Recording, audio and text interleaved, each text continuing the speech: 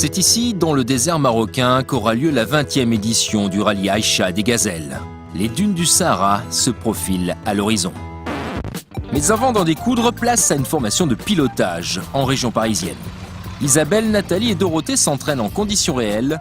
L'occasion pour les deux équipages Renault d'apprendre les spécificités de conduite dans le désert. C'est un rallye qui est très difficile.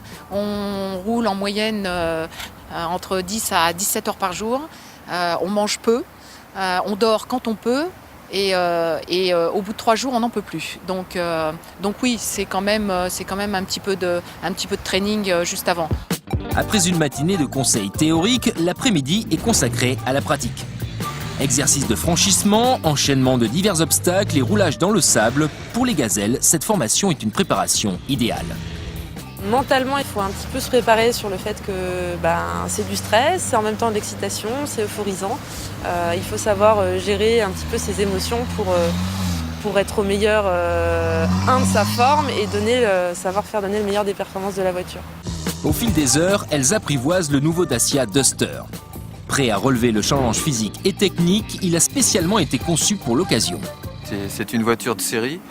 Il y a eu quelques modifications à apporter pour supporter le désert marocain.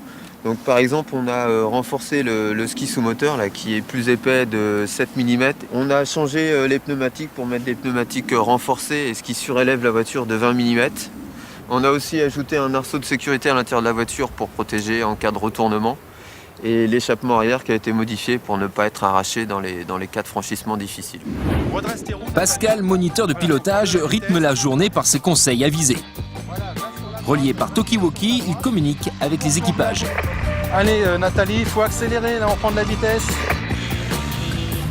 Mais il ne peut rien face au risque du terrain. Suite à une mauvaise manœuvre, Dorothée et Nathalie restent bloquées dans le sable. Il va falloir sortir les pelles. Et là, on a ce qu'on appelle tanker.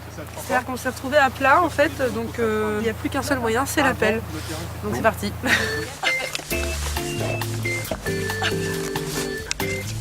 Il fallait qu'on apprenne à désensabler, donc je me suis dit que c'est le moment.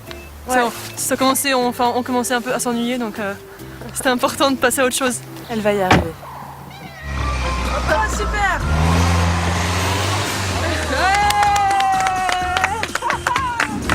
La journée touche à sa fin. Dernier tour de piste pour une formation riche en enseignement.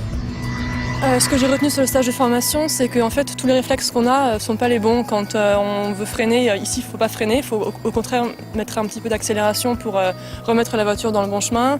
Quand on pense aller à gauche et que la voiture va sur la droite, on met un coup de volant à gauche, or c'est à droite et qu'il faut le donner.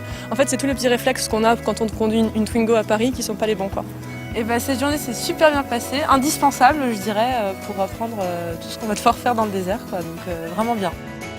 Du 13 au 27 mars, les aventurières seront sur le parcours sableux et caillouteux du Sahara marocain. Seules, avec leur boussole, leurs règles et leurs cartes, mais remplies d'enthousiasme et de rêves d'aventure.